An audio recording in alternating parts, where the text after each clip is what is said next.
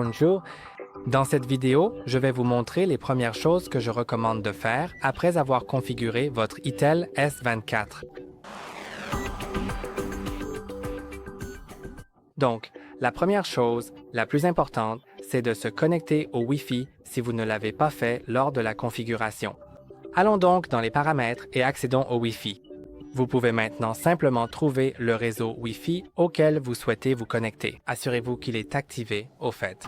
Entrez son mot de passe s'il y en a un. Puis cliquez sur Connector. Et maintenant, une fois que nous sommes connectés, nous pouvons passer à l'étape suivante très importante qui est de vérifier les mises à jour disponibles. C'est crucial car cela garantit que votre téléphone fonctionne de manière fluide et sécurisée tout en bénéficiant des dernières fonctionnalités disponibles. Faisons donc défiler tout en bas jusqu'à ce que nous voyions « Système ». Maintenant, allons simplement dans « Mise à jour du système » et cliquez sur « Mise à jour en ligne ».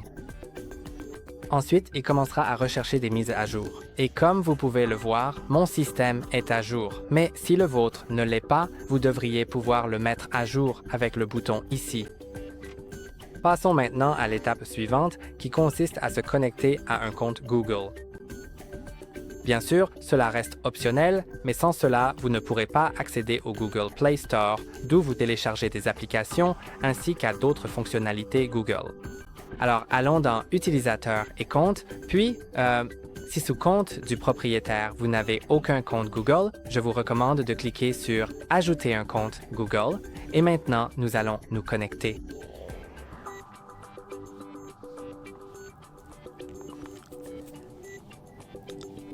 Donc, commençons par saisir l'adresse email.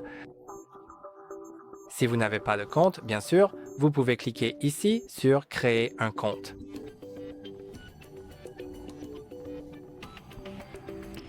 Et ensuite, je vais entrer le mot de passe de la caméra. Ensuite, il suffit d'attendre un instant et de sélectionner qui utilisera cet appareil, soit vous, soit votre enfant.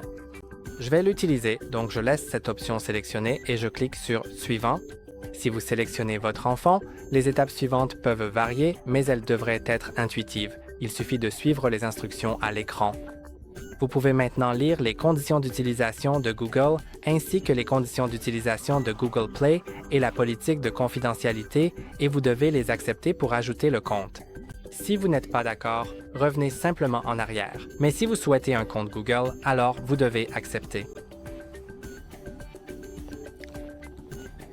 Maintenant, il va vous demander si vous souhaitez sauvegarder les données de votre téléphone et si vous ne savez pas quoi choisir, je vous recommande de laisser cette option activée car cela vous évitera de perdre vos données.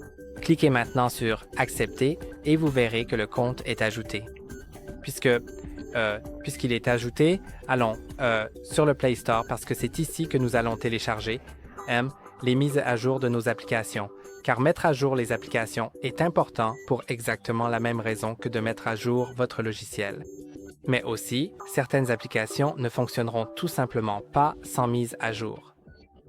Je pense que le Play Store ne s'ouvre pas tout de suite parce qu'il est en train de se mettre à jour car j'ai littéralement configuré ce téléphone il y a à peine 4 minutes. Donc maintenant, il peut être ouvert. Mais si ça plante dans un instant, ce n'est pas grave, c'est normal, tout à fait normal sur des téléphones fraîchement configurés. Ensuite, je vais passer les applications supplémentaires et je vais utiliser le mot de passe pour vérifier mes achats parce que je n'ai pas encore configuré les données biométriques, même si je vais vous montrer comment faire ça plus tard. Maintenant, vous pouvez simplement entrer le mot de passe de votre compte. Le compte Google, bien sûr. Et maintenant, cliquez sur l'icône de profil dans le coin supérieur droit et allez dans Cartes en jeu. Ensuite, allez dans Mises à jour et je vais tout annuler parce que quand je clique sur Tout annuler, je peux tout mettre à jour en un seul clic, ce qui rend tout plus rapide et pendant ce temps, on peut faire autre chose.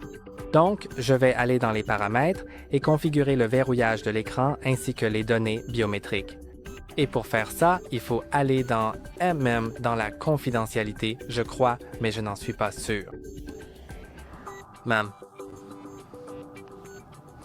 Non, désolé. Je vais vérifier sur quoi cliquer. OK, c'est le mot de passe et la sécurité. Je ne l'ai pas vu pour une raison quelconque. Et maintenant, vous pouvez cliquer sur Mode de passe de l'écran de verrouillage et vous pouvez le définir sur un modèle, un mot de passe numérique ou un mot de passe alphanumérique. Je vais le régler sur un schéma, puis le dessiner et avant de le redessiner, je dois vous avertir qu'au cas où vous oublieriez le verrouillage de l'écran, il n'y a pas d'autre moyen de le réinitialiser que d'effacer toutes les données que vous avez sur votre téléphone. Donc, faites de votre mieux pour ne pas oublier le schéma, le code PIN ou le mot de passe, mais je pense que ça en vaut quand même la peine pour que personne d'autre que vous n'ait accès à votre téléphone. Donc maintenant, je vais le redessiner et cliquer sur Confirmeur. Maintenant, vous devez choisir si vous voulez afficher le contenu des notifications ou le masquer sur l'écran de verrouillage. Donc, je vais masquer le contenu mais afficher les notifications. Et maintenant, je vais enregistrer l'empreinte digitale. Je recommande d'utiliser l'empreinte digitale car c'est sécurisé et très pratique. Entrez simplement votre code de verrouillage d'écran, puis appuyez sur « Ajouter une empreinte digitale », suivant, et maintenant, placez votre doigt sur le capteur d'empreinte digitale qui se trouve sur le côté droit. Retirez-le, appuyez à nouveau et répétez plusieurs fois. N'oubliez pas de déplacer votre doigt sur le capteur afin qu'il scanne toute la surface de votre doigt. Et s'il est indiqué « Scanner l'empreinte digitale et le bord », alors passez votre doigt sur les bords et cliquez sur « Terminer ». Voilà, c'est configuré. Et je vais passer à la reconnaissance faciale. Mais avant de faire cela, je dois expliquer que ce téléphone se base uniquement sur la caméra. Il existe des téléphones sur le marché qui utilisent des capteurs infrarouges pour la reconnaissance faciale, ce qui les rend vraiment très sécurisés. Mais si cela repose sur la caméra, comme c'est le cas ici, ce n'est pas très sécurisé car il peut être déverrouillé avec une photo de vous ou par quelqu'un qui vous ressemble. Donc, je ne le recommanderais pas. Et si vous n'êtes pas obligé, je vous conseillerais de ne pas l'activer. Mais au cas où vous en auriez besoin pour une raison quelconque, parce que vous ne pouvez pas utiliser l'empreinte digitale ou autre chose, alors allez à la reconnaissance faciale si c'est vraiment nécessaire.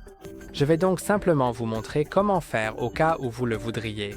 Cliquez sur « Enregistrer le visage », attendez environ 5 secondes, puis cliquez sur « Démarrer ». Ensuite, placez votre visage dans le cadre.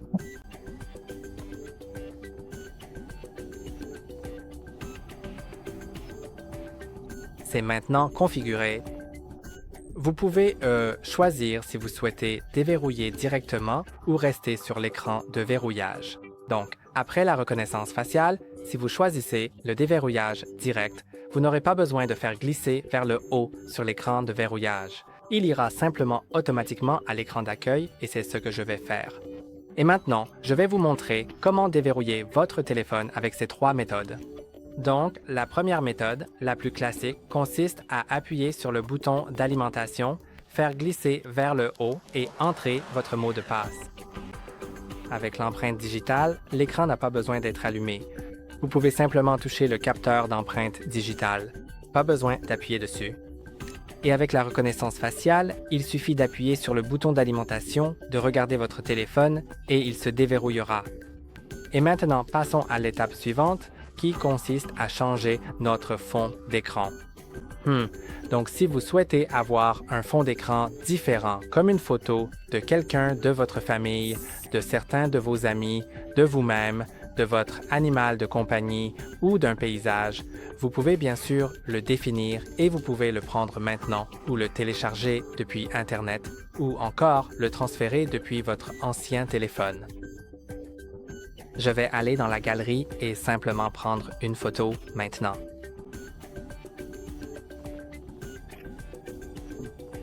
Maintenant, je vais aller dans les paramètres. Et dans les paramètres, je vais aller dans le Ça doit être quelque part ici. Je n'arrive encore pas à le trouver. Personnalisation. Et maintenant, on peut aller dans les fonds d'écran ici et vous pouvez sélectionner les fonds d'écran statiques ou la galerie. Je vais bien sûr choisir la galerie. Et maintenant, je vais sélectionner cette photo depuis la galerie. Vous pouvez l'ajuster en pinçant ou en la déplaçant comme ça. Ensuite, vous pouvez l'appliquer. et vous pouvez l'appliquer à l'écran d'accueil, à l'écran de verrouillage ou aux deux écrans. Je vais seulement l'appliquer à l'écran de verrouillage parce que sur l'écran d'accueil, je préfère avoir quelque chose de assez épuré. Et voilà à quoi ça ressemble. Et maintenant, nous pouvons passer à l'étape suivante qui est d'aller dans le dossier principal ou peut-être le répertoire de base pour commencer notre travail. OK? Dans Google Wallet, que si vous ne l'avez pas, vous pouvez aller sur le Play Store, aller dans la barre de recherche et chercher Google Wallet. Avant de le télécharger, je vais peut-être expliquer pourquoi, comme ça vous ne le téléchargez pas si vous n'en avez pas besoin. Donc, Google Wallet vous permettra d'ajouter votre carte de paiement à votre télé directement sur votre téléphone afin que vous puissiez utiliser votre téléphone pour payer sans contact, sans avoir à sortir votre portefeuille. Vous pouvez simplement utiliser votre téléphone pour cela. Donc, je vais l'installer et vous montrer comment l'ajouter, même si je ne vais pas ajouter la carte, donc je ne passerai pas par tout le processus.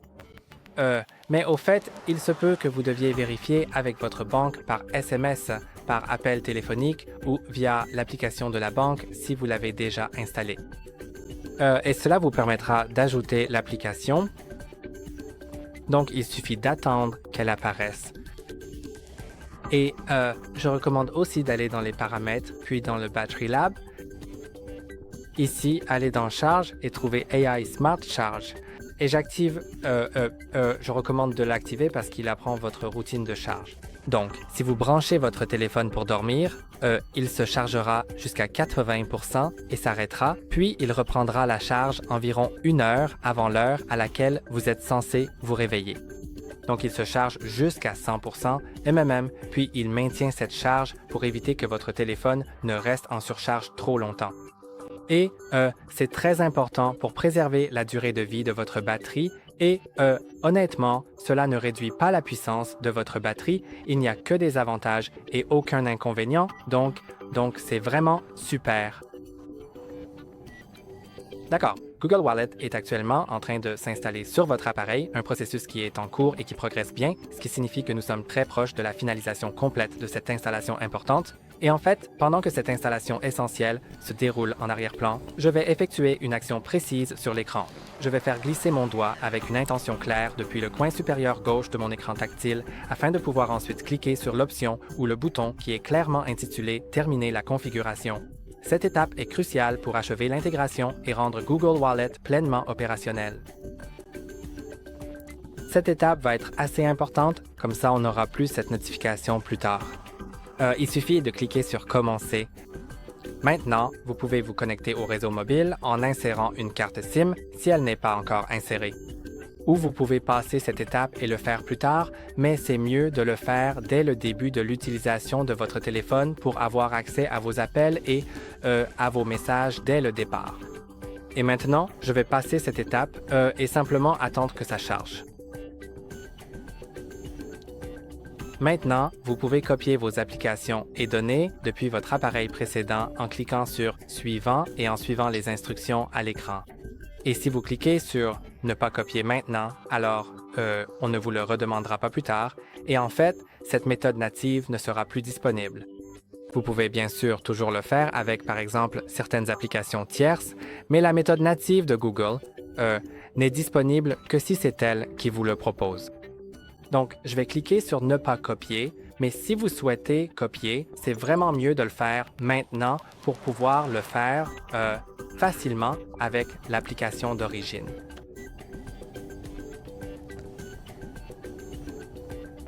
Maintenant, je vais activer Hey Google pour pouvoir accéder à l'assistant Google, simplement en disant « Hey Google » à voix haute sans avoir à appuyer sur un bouton. Ensuite, je vais cliquer sur « Plus » et accepter la reconnaissance vocale, mais c'est à vous de choisir. Et si vous configurez « Hey Google » pour la première fois, il se peut qu'on vous demande de prononcer 4 phrases à voix haute pour configurer la reconnaissance vocale. Ensuite, je vais ignorer l'assistant sans déverrouiller l'appareil, car je n'aime pas vraiment cette fonctionnalité, et je vais aussi cliquer sur « Non merci », mais vous pouvez encore ajuster quelques paramètres. Et maintenant, cette notification est activée, donc passons à Google Wallet et je vais attendre un instant que la connexion se fasse avec mon compte Google. Et maintenant, je peux cliquer sur « Ajouter au portefeuille ». Alors, cliquons dessus. Maintenant, sélectionnez la carte de paiement, bien sûr, seulement si vous le souhaitez. Et ici, vous pouvez simplement scanner la carte avec votre appareil photo ou saisir les informations manuellement en cliquant sur « Saisir les informations manuellement ». Vous pouvez les saisir, faire défiler tout en bas, enregistrer et continuer, puis vérifier avec votre banque. Et à partir de maintenant, vous pouvez simplement payer avec votre téléphone en... Je pense que vous pouvez faire glisser vers le haut ou vers le bas depuis le coin supérieur droit de votre écran. Ensuite, trouvez le portefeuille et appuyez dessus. Donc, vous n'avez même pas besoin d'être sur l'écran d'accueil pour trouver le portefeuille. Et une fois qu'il est ouvert, il vous suffit de l'approcher du terminal et vous paierez avec votre téléphone. Et voilà tout ce que je voulais vous montrer. C'est pour. N'oubliez pas liker et vous abonner. À la prochaine.